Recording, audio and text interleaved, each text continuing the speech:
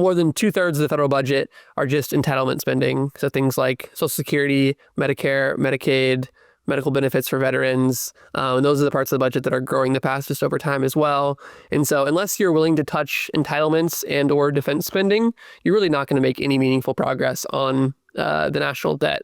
You could zero out all discretionary spending that funds all of our federal agencies, but if you don't touch defense and entitlements, then you're going to not make any real progress. And so it's totally misguided. And then ironically, the things that have the biggest social returns for our country are things like basic science research relative to increasing entitlements for, the elderly population or something like that.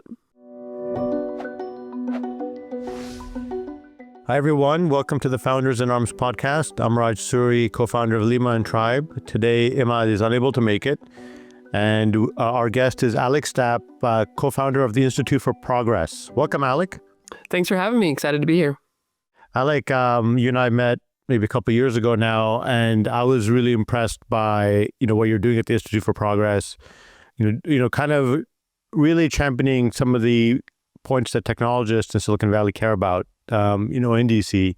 Why don't you give, our audience just a quick background on what you're trying to do at Institute for Progress? Yeah, for sure. So we started about 3.5 years ago now here in Washington, D.C. We're an innovation policy think tank. We're bipartisan in nature. And so we work both with Democrats and Republicans here in D.C. And we really focus on the most important innovation policy issues out there. And so things like high-skilled immigration, biotech, AI, infrastructure, and meta-science. And we think these are the key drivers for improving human welfare and human flourishing in the long run. And so we think the U.S. is the R&D lab for the world. And these are the key drivers to improving outcomes in the long run. And anyone who's been a founder, and have to deal with regulation or, any kind of government issue, knows how important this work is because, regulations can really, accelerate a field or they can also hamper it dramatically. And, the crypto industry has been through a lot in the last few years. In my industry, AI has also been through a lot of ups and downs. And, immigration affects everyone in the industry. It's a form of regulation too, Totally. And, so founders, whether they like it or not, they're going to have to deal with these things. And what I was really impressed with, Alec, when I met you was like how granular your work was to actually get stuff done, like actually pass stuff. I mean, like you're actually like talking to staffers on the Hill. You're like, you're trying to get stuff into bills. Is that right? Yep, correct. We both work on Capitol Hill, on legislation, and also with the executive branch on executive action stuff. Sounds good. Now, when we were talking, it was a Biden administration and, you are the Institute for Progress. So, I'm guessing there is a, probably a natural affinity to, the left. But how are you dealing with this new administration? Yeah, so maybe a bit of clarification, which is pretty common in our experience. Progress here is actually a reference to progress studies that often in DC gets conflated with progress and progressive. But we come from the progress studies community, which was launched, I think, 5 or 6 years ago now by Tyler Cowen and Patrick Collison in an Atlantic essay. And it's really about just the idea that economic growth, like long-run sustainable economic growth, is the most important thing for improving social welfare. And it's like understudied, like what are the key sources of progress? Where do they come from? We know pretty widespread agreement that it's related to science, technology, and innovation, but how do you make those things go faster? Why do we seem to be slowing down since the 1970s in terms of the rate of productivity growth and economic growth? And what can we do about it at the policy level to actually improve things and make things go faster? And so that's the kind of progress that we focus on, technological progress and industrial progress. And so we've, in practice, in the 3.5 years we've been an organization, have worked relatively equally with Republicans and Democrats, a bit more with Democrats, in previous years, a bit more with Republicans now. But also a lot of these things require bipartisanship. So for anything that's non-budgetary in nature, it requires 60 votes in the Senate. Neither party almost ever has 60 votes, and it's unlikely to happen again for the foreseeable future. And so you need Democrats and Republicans to be on board. And for some of these executive action things, it's nice to get a win in the short run. But if the other party wins the White House and rolls it back, then that wasn't really a durable policy change in the long run. So we focus on things that are quite technocratic in nature, that are ideally universally appealing and can actually like remain in the long run once make the change happen. I love it. I mean, I think every person who's building new things would love that. Everyone working, as a founder in tech field, believes in technology and its power to transform society. And I mean, it's been the major driver, you could argue, for the last almost 250 years, right? Since the Industrial Revolution. And, we've seen just amazing changes in society because of it.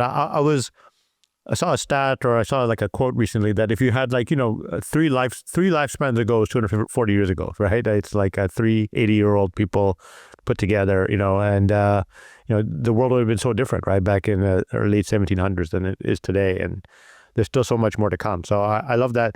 I'd love to hear from you, Alec. What are a few things you're excited about, and then I also love to hear a few things that you're concerned about when it comes to societal progress. Like, what is something that you're seeing that we seem to be doing really well at as a country, but what are some things that you're really worried about that maybe we're being held back on for whatever reason? Yeah, so I would say first thing comes to mind in terms of what we're doing really well at. I think we're doing well in the global competition to lead the artificial intelligence revolution. Obviously, we have the vast majority of the world's leading AI companies are here in the U.S. Maybe partial exceptions for DeepMind being based in the UK, but obviously owned by Google here in the US. And then DeepSeek in China seems to be a formidable competitor, but not at the bleeding edge. And so I think we're in the driver's seat when it comes to AI and the full tech stack when it comes to AI technology. So obviously we have NVIDIA here in the US as well. And we're doing better at producing chips domestically as well after the CHIPS Act. And so I think if we keep our export controls right, and I think overall we're getting the balance there pretty good, then we are really in the pole position to control the future of artificial intelligence and make sure that it's compatible with liberal democratic values and that the benefits are diffused throughout the economy to benefit as many people as possible. And so I think we're thus far mostly getting that right. And it's just about maintaining that lead and making sure that we don't make unforced errors. And so some things we're excited about are potential executive orders that are in the pipeline in terms of accelerating the build out of AI infrastructure, particularly power generation. We're getting to the level of gigawatt scale data centers to do training runs and to do inference. And just also updating the diffusion rule. So where can we sell American technology to which countries, and how do we make sure that chips that are sold to Malaysia aren't making their way into China by smugglers, things like that. So overall, feeling very good about artificial intelligence policy in the U.S. and where things are going, at least how they've gone so far. And then on the more concerning side, definitely on immigration and science policies is no surprise, but I think there is a viable, sustainable bipartisan agreement in theory that skilled immigration, legal immigration, controlling the border, this is the kind of thing when you survey the American public has 75% plus approval. The vast majority of Americans want a secure border and they want skilled immigration, legal immigration. And obviously the Trump administration so far has been overcorrecting and really not prioritizing that type of grand bargain. I think they're starting to roll back some things. Potentially, they're seeing the negative effects of their current deportation strategy, but overall, we've been disappointed by the balance they're striking. And then similarly on science policy, we've long been critics of the established scientific institutions. We're advocates for reform. The whole idea of meta-science is that we should be studying the scientific institutions themselves, applying the scientific method to how we fund and incentivize science. And we think there has been a lot of low-hanging fruit to improve the National Science Foundation, the National Institutes for Health. We have our own proposals for that. We have a partnership with National Science Foundation where we help them study how they do scientific grant making and try to help them improve it. But thus far, the Trump administration's obviously chosen a different approach in terms of kind of slash and burn, very antagonistic. And we're still hopeful that that can pivot and change over time, but definitely don't think the scientific institutions are worth burning down. On average, they produce enormous value. This is the kind of thing that's ideal for government investment. This kind of basic research that the private sector is not going to invest in naturally. It's a clear market failure. So we support reforms of the current institutions, but while recognizing they still have enormous value even in their current form. Yeah, I mean, I'm a little bit further away from that last piece where you talked about, which is like the, government funding, research.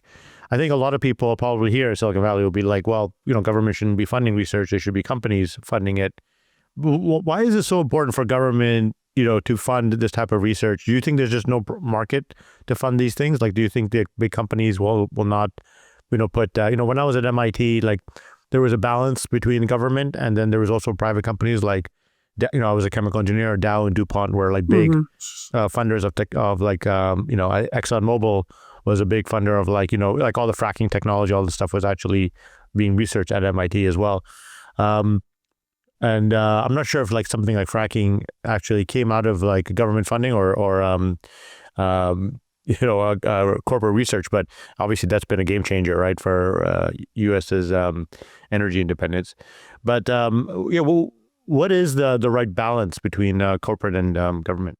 Yeah, so just to use your fracking example, we published a couple pieces on this. We did a research series on geothermal energy and how to apply some of the same physical capital, human capital, and technology from the fracking revolution in oil and gas to next-gen geothermal technology. And what we learned when the process of looking into this history is that there was a very tight relationship between the public sector and the private sector when it came to innovation in fracking. And there were key tax credits that defrayed the cost of early exploration when it was completely unprofitable to be experimenting with this new method, as well as there were like joint testing facilities where the government was deeply involved in some of those early tests. And so I wouldn't discount the participation of the private sector. There was, I believe, Mitchell Energy was the main company doing the early fracking, and they had boots on the ground in terms of actually running the facilities and doing the testing. But it was premature and a high-risk bet that I think government collaboration and investment at least made it likelier that they would keep trying and doing experimentation. And I think that's a good model. We also saw that with Operation Warp Speed, which I think was a major success in terms of getting multiple safe and effective COVID vaccines early, where it's government money, government kind of breaking down barriers to the private sector, but also having, private sector companies lead that innovation effort. I think it worked really well.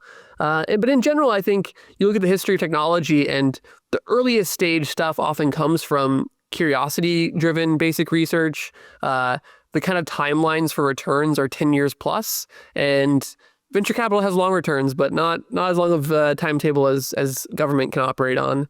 And, you just think about, appropriability of the research. There's good evidence from William Nordhaus, the economist, that people who patent innovations only end up earning like less than 3% of the total value of the innovation. So there are massive spillovers to innovation.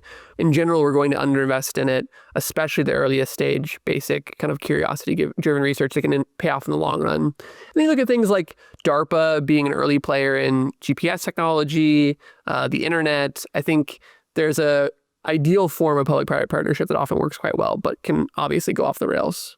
Yeah, and the main reason they're cutting off this funding is because they're trying to reduce the debt, I guess, right? But it's not a really big portion of the budget, right? I believe how much we put on research. It's a tiny percentage, and so it's as a share of GDP, it's been falling over time in terms of public R&D. Yeah, and this is just a category error for people who don't understand DC or don't understand the federal budget. But more than 2/3 of the federal budget are just entitlement spending. So things like Social Security, Medicare, Medicaid, medical benefits for veterans. And those are the parts of the budget that are growing the fastest over time as well. And so unless you're willing to touch entitlements and or defense spending, you're really not going to make any meaningful progress on the national debt. You could zero out all discretionary spending that funds all of our federal agencies, but if you don't touch defense and entitlements, then you're going to not make any real progress. And so it's totally misguided. And then ironically, the things that have the biggest social returns for our country are things like basic science research relative to increasing entitlements for the elderly population or something like that. And it makes a dramatic, difference to our defense, right? Like our security as a country. So it's almost like part of our security as a nation. And it seems highly misguided. What do you think? I'm just curious. So I have this debate all the time with on my founder group chats about like the debt. Some people are like, no, we should go to austerity. Some people think like, okay, we'll just inflate our way through this.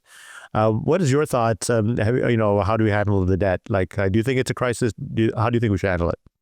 It's the potential for a crisis. And at IFP, we don't work specifically on national debt issues, but it's worth paying attention to and thinking about. And I'm of the opinion this is one of those things of like, it's uncertain at any given point in time when the bond market loses confidence in your country. It's hard to predict at what debt level and what set of policies that starts to happen. We're seeing the early signs of it with spiking interest rate on U.S. Treasuries. And it's better to be safe than sorry on this. And so we have U.S. dollar hegemony. People historically have wanted to subsidize our country by buying our debt. And so it hasn't been a problem thus far, really. But now we're starting to see interest payments as a share of the national debt go up. This year, for the first time, I think in a long time, if not in history, we spend more on interest payments on the national debt than we do on national defense. And so it's becoming a problem. And ideally, we would solve this through productivity growth and for actually goosing the parts of the economy that enable productivity growth. So that's like science, technology, skilled immigration. These are things that could dramatically help improve our debt situation. And then I don't real work on entitlement policy, but there are things you could do on the margin there to make those more sustainable programs. But we're really focused on increasing the productivity of the U.S. economy. Because if you think about the ratio you care about is not just the debt number, but the debt to GDP number. And so you can reduce the debt and deficits, or you can grow GDP. And I'm a big fan of the grow GDP option. Yeah, no, I think all of us are focused on that. But there is a school of thought that you have to take your medicine at some point, right? And you have to pay down the debt. But there is a hope that AI is going to help us grow faster, and we're going to get a lot of benefits from that. There's actually one big thing about AI that I want to talk to you about. This is, again, a debate I have all the time. We've had it on this podcast with a lot of leading AI thinkers. There is an outcome for AI where, self-driving cars become ubiquitous. Truckers are put out of work. There is a different type of economy in the future where basically there's like AI is doing a lot of the grunt work for us. I mean, robots become ubiquitous as well. I mean, this is happening. We're seeing this already in Silicon Valley, that like AI is good enough to do 80% of like what a human does, right? In many cases, and some cases better. What does that future look like? What does that economy look like if AI is actually able to do these? I mean, the trucking and the self-driving car thing is an obvious one. I think it's not like a question of if; it's a question of when. And what does that economy look like? I mean, the debate that we've had is like, okay, the economy has to be restructured. It cannot be a market-based economy anymore, and that's something that we've never seen before, really, as a successful thing. You almost need like a social economy or social credit system. But have you thought about this? Is this kind of part of your research as well? It's not necessarily part of our research, but it's something we think about and are keeping an eye on in terms of the implications of AI. What I would say is like, what I currently expect is that there will be massive disruption and change, but I don't think we're going to get double-digit % unemployment overnight. We might get there in the long run, but I don't think it'll happen overnight. And so there's some time to adjust. It'll be a very difficult transition to handle well. But yeah, we obviously need is a much stronger, more robust welfare state to help people transition to this new future. I think there will be a lot of care-based jobs for a long time. So things like healthcare workers, a simple way, and if you imagine an AI future where there's massive disruption like we're talking about, where you're automating whole sectors of the economy. Well, one, this is an era of abundance and wealth and growth. And so we should think about how do we want to spend down that wealth, or what do we want to do with it? And I think just an obvious thing you could do immediately overnight is like childcare and education. Like what if all classroom sizes were cut in half and you had twice as many teachers, right? That in and of itself is quote unquote low productivity work. But I don't think we're even remotely close to AI automating the needs of childcare, AI automating the needs of education, and obviously schools are both education and childcare at the same time. So I think the care sectors of the economy can absorb a lot more of U.S. labor, but like that transition obviously could be a rough transition in terms of people changing occupations, changing industries. So the government needs to smooth that transition. I do think my current model is that we're going to see massive disruption in the digital economy for knowledge-based work that will change dramatically. But I don't think progress in robotics is happening nearly as quickly. And so I don't think we'll have, automated hospitals in the next 5 years at least, if not longer than 10 years. Yeah, I agree with that.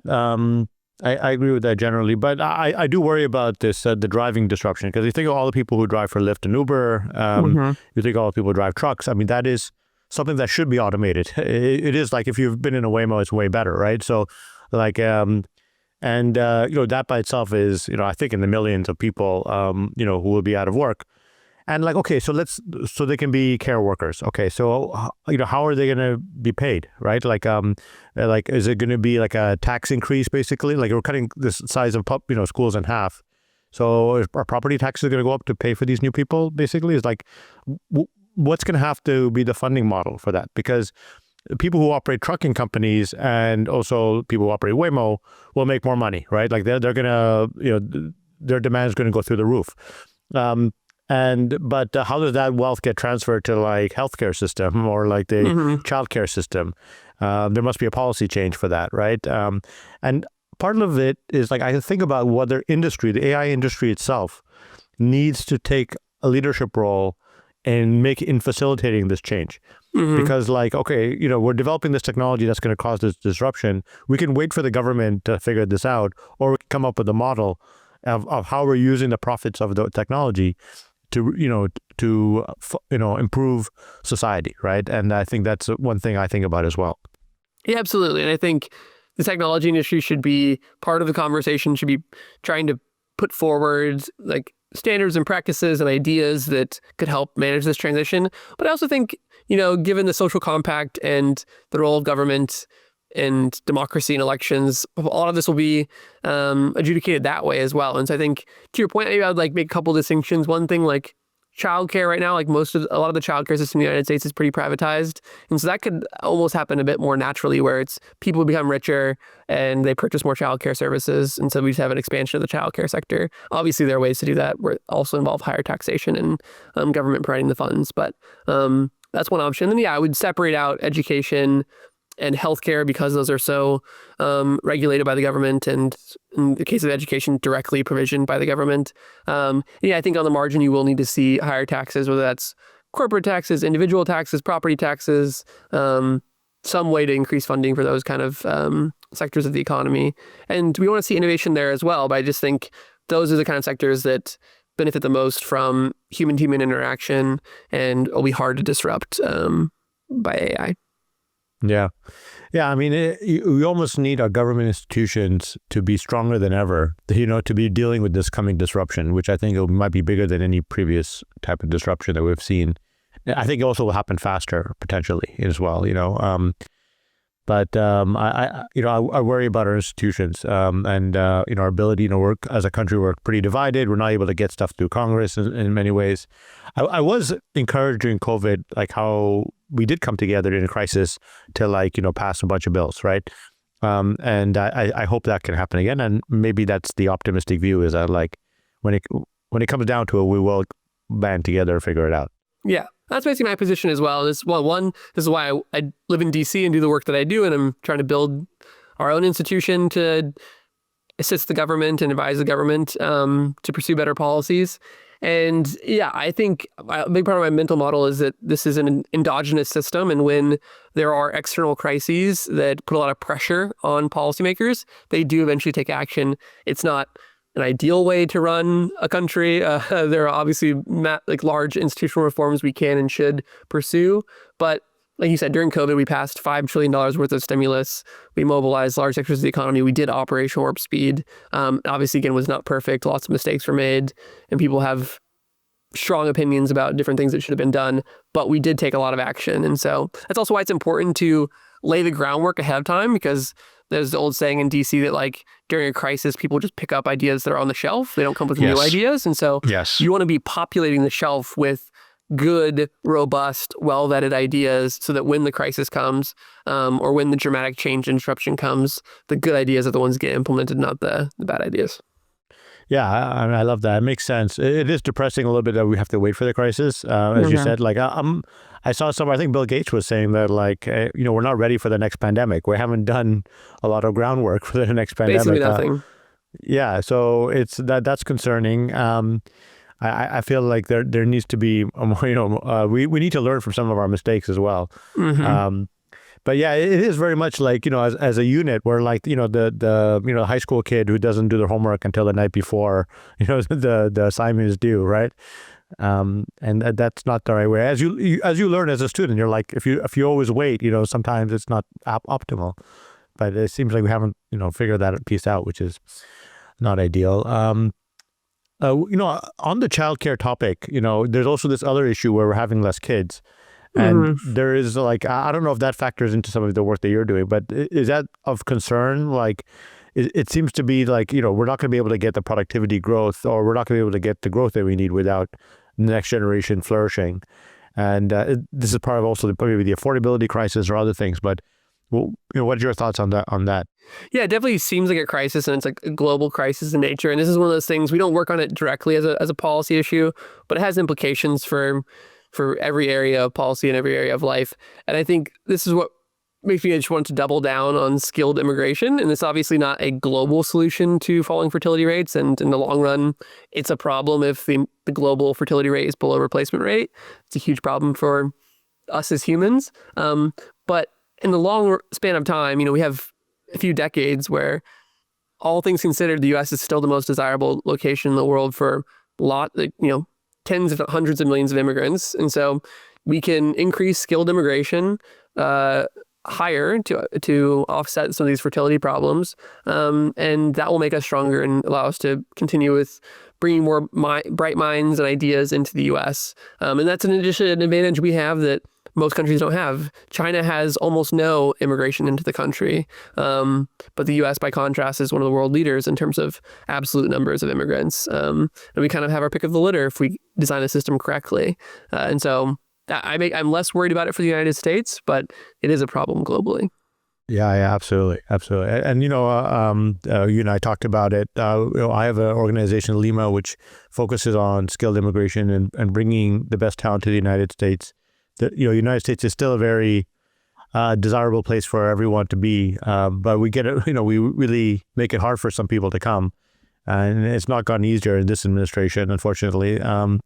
But there's just a lot of negative vibes as well. Totally. Are people just, do they feel welcome when they come to the country? I was in Beijing a few weeks ago, meeting with entrepreneurs there, trying to sell them on come to the U.S. And they're like, well, I want to come, but will people want me there? That's their concern. And, if they're seeing only like negative news stories, it's not going to make them more excited to come. The interesting thing, though, in China was that, I was in rural part of China where my wife's from, for a long period of time. I asked them, well, what do you think of the United States?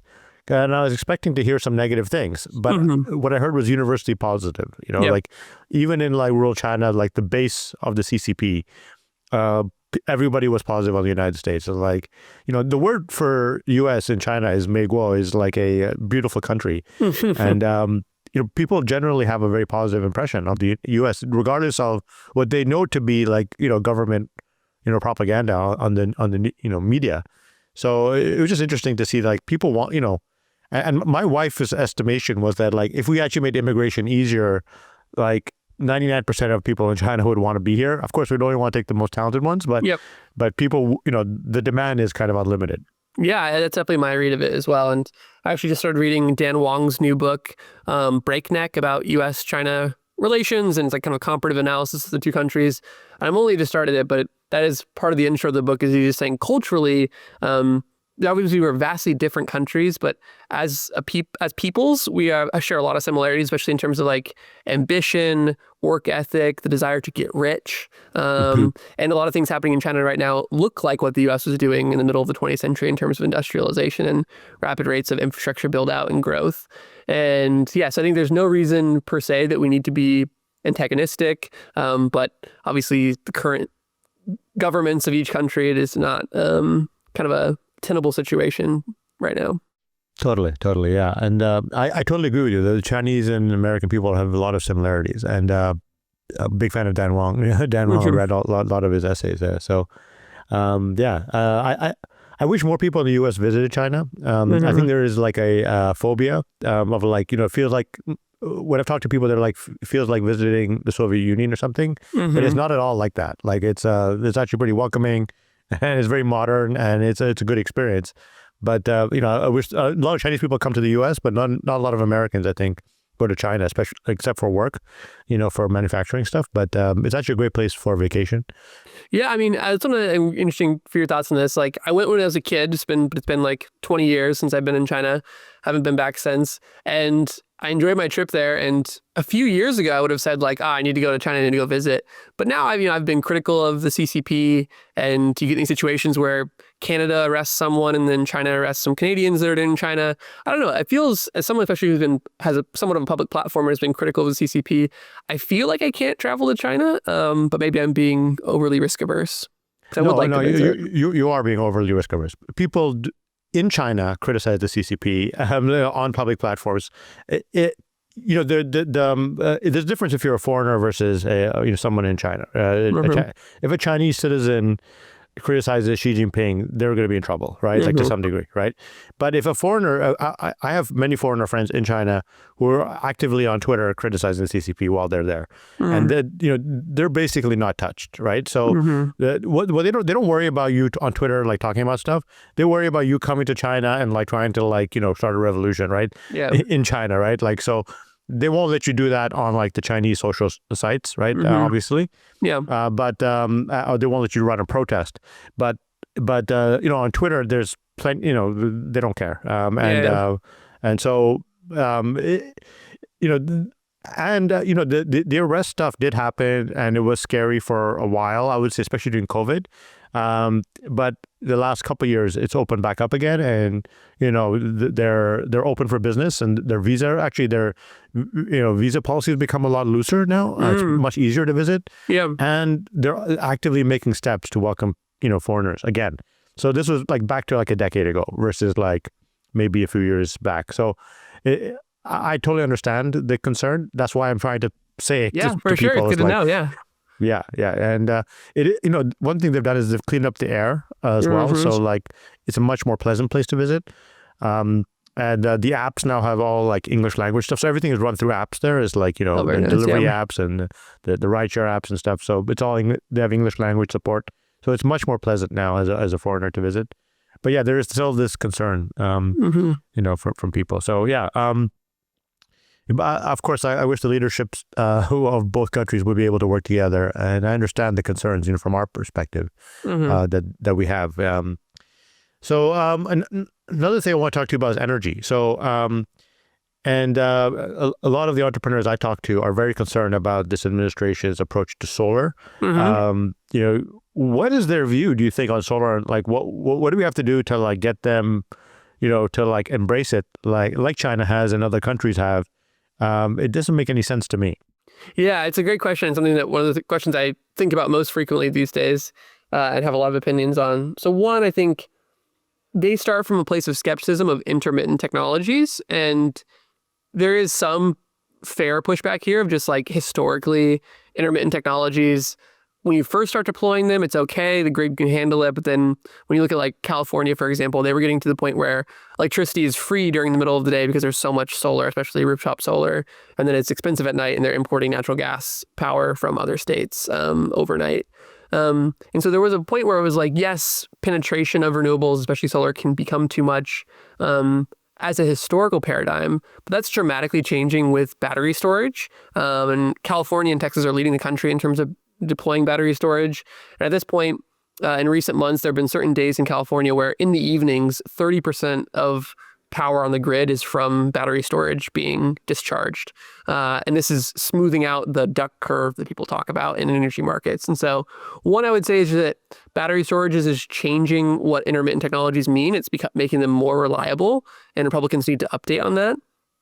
And then I would say I would just have a little nuance on their position on renewables. There is deep-seated opposition to wind energy, especially offshore wind, for like more NIMBY reasons. Offshore wind has had cost problems, rising costs for the last few years.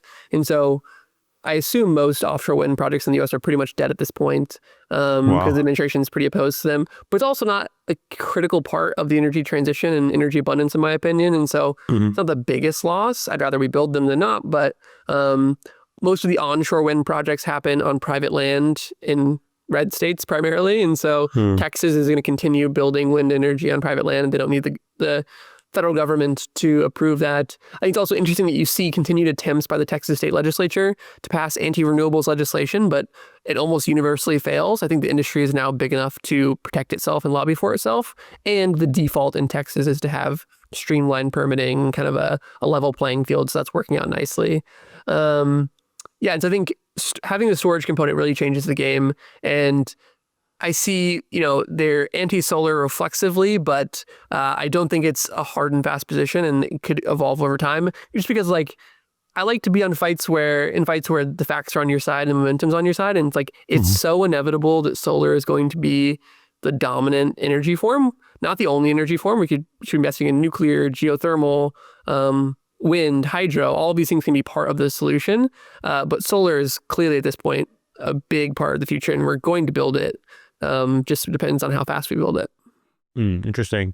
Yeah, I mean, what I've heard is the removal, the new bill has the removal of the solar credits, right? And that could really decimate a lot of the existing solar projects that are going to come online. Yeah, right? So this is something we're currently working on, and it's actively being debated in Congress. So the House passed their version of the reconciliation bill, which did include pretty much a complete wipeout of the credits for solar, wind, and pretty much every other technology except nuclear. There was a small nuclear carve-out, but even that wasn't very good because I forget the exact year, but it's something like the projects need to be underway by 2030 or something, and in use, and no new nuclear projects are going to be ready by then, and so would effectively also not have applied to nuclear. Fortunately, the Senate version of the bill, which is currently being debated and will be voted on soon, is much more generous to energy across the board. There are carve-outs for nuclear, geothermal, hydro, and all forms of energy storage, and the phase-out date for those are good for the length of the original IRA, and they pushed back the solar and wind carve out a little bit. So there's ability, I believe the current text is something like if it goes into operation by next year, then it still is eligible for the credit. But that's obviously a massive phase out relative to the Inflation Reduction Act. So all I would say is those are all tentative deals and timelines. This is being actively negotiated between the House and the Senate. The House, especially the House Freedom Caucus, is completely opposed to all subsidies from the Inflation Reduction Act. And then there are a lot of moderate Senate Republicans who are from states with a lot of wind power or solar power or want to build new nuclear or geothermal projects that are advocating for a much more moderate approach. And I think this shakes out to a place where you probably do get those carve-outs for firm technologies and energy storage. And that's not great for solar, but it's not the worst for solar either, because most solar projects being built in the U.S. today have an energy storage component. And so they can still get the tax credit for the battery storage they're building alongside the solar. Oh, I see. Okay. Good to know. I didn't realize it was they dovetail together like that. Took advantage of it. I have solar in my house and a battery storage, and it's great. If there's a power cut on the grid, I know I have, I know I have power. It reduces my cost on the grid. Because I can fulfill my own energy needs. So it is very popular here in California, and I think it's a great thing. I mean, it's fantastic that you don't need to rely on the grid, and once you've been through one power cut, you're like, I don't want to go through that again. Yeah, never right? again. So especially when you have young kids and stuff. So it's it's really much better for people, and so I hope they keep those incentives and keep as the solar panels also keep improving, it'll be better. What about nuclear? We've had a number of nuclear founders on this podcast. How optimistic are you for that being a bigger percentage of our, energy, supply? What are your thoughts on? You mentioned you think it'll take much longer to get more Yeah, I nuclear mean, plants most of online? the nuclear projects that are being planned are long timeline projects. It's just like we're kind of, other than the Vogtle plants in Georgia, we just haven't had almost any active nuclear industry in the United States for decades. And so it takes Hmm. time to rebuild those supply chains, rebuild the skilled workforce. Traditional nuclear, like Gen 2 nuclear, like the AP1000 design, these are large scale infrastructure projects. They just take years, many years to build by kind of by default. Of course, there's hope for like small modular reactors. Next gen nuclear could be sufficiently small that they're built in factories, that you can build faster and deploy them faster. But I'm optimistic for that. It also needs to be proven out. We just don't know how that's going to go exactly. I wouldn't put all my eggs in that basket. But overall, I'm pretty optimistic because I'm hearing rumblings that there was a lawsuit filed last year between two states, Utah and Texas, and Last Energy, and I think one other nuclear energy company, against the Nuclear Regulatory Commission, saying that the Nuclear Regulatory Commission has inappropriately been regulating microreactors below a certain level for its entire history and actually never had the authority to regulate reactors of that size. And I'm hearing that that's likely to be settled soon because the new administration agrees with the lawsuit, basically. So DOJ is going to settle that lawsuit and revert the authority to regulate small reactors to the state level. And Texas and Utah and other states, red states, have been preparing for this moment already, and they have some capacity already built up, and the startup companies are kind of ready to go. And so I think you could see a quick pivot where once they're out from underneath, the burden of the NRC and their pretty bad regulatory paradigm, you could see a lot more investment and innovation. But again, it's not going to happen overnight. It's not going to happen in the next 1 to 2 years. But I'm optimistic that nuclear can be a significant part of the energy abundance story. That's great. That's great. I mean, for me, it's so important for energy abundance is such an important goal, right? I mean, not just for AI, but for, we talked about self-driving cars. I mean, the cost of transportation basically becomes the cost of energy, right? Because we take out the human component. So it's going to be, I mean, what I think about is like the transportation is going to become super cheap in the future, right? If we get this energy thing fixed, it's going to be basically cost of energy plus cost of depreciation. And you don't have to rely on oil anymore. It could be electricity and nuclear is obviously a great way. Solar is obviously a great way to power these cars. So it's a very exciting future 5 to 10 years from now if we can nail these things. Totally. Yeah. I'm pretty excited and bullish across the board. Policy can be tough and politics can be depressing, but overall we're in the midst of multiple potential technological revolutions. And so it's a really exciting time. I would love to hear about your book. I mean, speaking of this, Techno-Industrial Playbook, is that what it's called? Yeah, the Techno-Industrial Policy Playbook. It's a partnership we did with American Compass and the Foundation for American Innovation, as well as the NIA Foundation, which is a group of cutting edge technology companies. And the basic idea here is that there is a national security case and an economic case for rebuilding U.S. techno-industrial capacity. But I think there was a lack of good, specific, actionable ideas out there in the ether. As an organization, we are opposed to, for example, some folks, a lot of Republicans would say, oh, this is the point of tariffs. Tariffs are about reshoring industrial capacity. I think they're counterproductive and will actually lead to a diminishment of U.S., what remains of our manufacturing and industrial capacity, because 50% of imports are inputs to manufacturing. So we're only raising costs for the existing manufacturers. But these are the non-tariff ideas that we can get behind, that American Compass and FAI can get behind. And they're really about what can you do under existing authorities with executive action or potential legislation to accelerate and rebuild U.S. industrial capacity, particularly with a focus on U.S. China competition. And when we think about U.S. China competition, we really think about it from the way we stay ahead of China and deter China from future conflict is through making America as strong as possible and the best version of ourselves. And this is what those ideas talk about. Yeah, that makes sense. What are maybe top 2 or 3 ideas that you guys have talked about? I'm curious, how do you reshore and build up this our tech industrial complex? Yeah, they all talk about one blue sky idea and one more kind of pragmatic idea. So the blue sky idea is from my colleague Caleb Watney, my co-founder.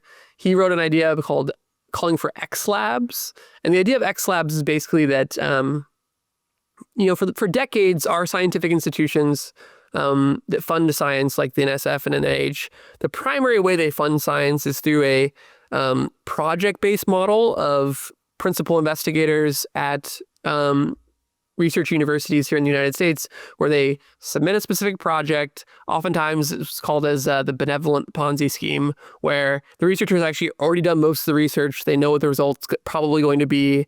They apply to get funding for a grant, and then they use that grant funding to figure out what the next project they're going to do is. But it's a very broken system that creates a lot of bad incentives. And it only facilitates a particular kind of science, a kind of science that can be scoped to a small budget, an incremental type of progress, and something that you are pretty certain is already going to work.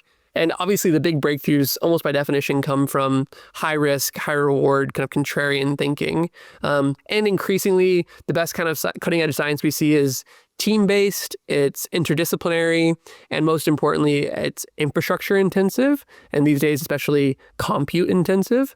And that's the kind of stuff that you cannot really budget on a traditional R01 grant from the NIH. And so the X Labs idea is basically to create a new kind of institution that is compatible with how modern science can and should work. And so basically it's institutional block grants. And so you create the different kinds of it, and the policy proposal has all the details, but you could theoretically imagine giving out $50 million grants to institutions that apply for a fixed 7-year term, and then they allocate the funds within the institution how they see appropriate for the best scientific opportunities. And it's really betting on an institution rather than a particular project or even a particular individual. It's betting on the team to make big breakthroughs in science. And I think we would see a lot faster progress with that. And then that's the big blue sky idea from my co-founder. And then a more pragmatic incremental win that I think would still be great is reforming naval shipbuilding and procurement. Brian Potter on my team wrote this proposal with Austin Vernon, which basically looks at like why when the Navy chooses to build new ships, they're always way over budget and way behind schedule. And a couple major problems. One, they often iterate on the design throughout the entire process, and every time you iterate on the design, it becomes much more expensive, which is kind of obvious, but it's what they end up doing. So they call for dramatically reducing the number of ship designs and locking the design ahead of schedule, and most importantly, building in-house capacity. So oftentimes the Navy is outsourcing a lot of this to consulting firms that, lo and behold, they have an incentive to go over budget, and they always do. But this is the kind of capacity that you actually want in-house within the Navy. And so that's a kind of obvious low-hanging fruit that they should be doing. We build ships at a very slow rate, right? I was reading somewhere, like, what is it, like one every few years or something? Yeah, in terms of the Navy has its own whole set of problems. And in terms of commercial shipbuilding, in any given year, we only build like 3, 4, 5, ocean-going commercial ships. Like we have almost no domestic shipbuilding capacity when it comes to commercial ships. And so there are certain ideas you could pursue to rebuild their own shipbuilding capacity. We're also in favor of friend shoring, which is acquiring ships from neighboring countries.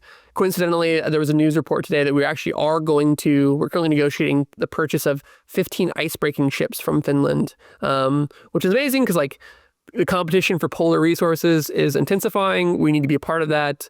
But the U.S. has no domestic icebreaker ship building capacity. Finland, because so much of their country is surrounded by ice, is very, very good at this. They're a NATO ally. It is just obvious that we should be buying the ships from Finland. And I'm pleased to see that we are going to do that. And Brian actually wrote a piece about icebreakers last year that called for this reform. So some small wins in the overall depressing political climate.